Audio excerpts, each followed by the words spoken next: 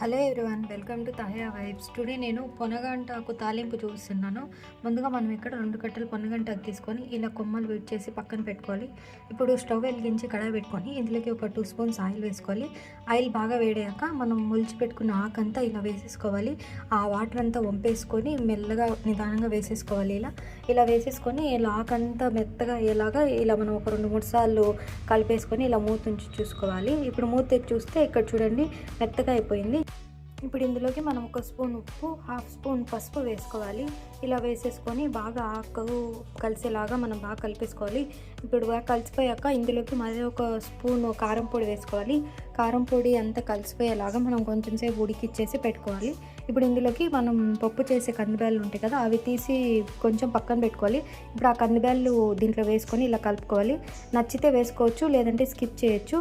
ఇప్పుడు ఇందులోకి మరి 1 స్పూను కొబ్బరి పొడి వేసేసుకొని ఇలా బాగా కలిపేసుకోవాలి.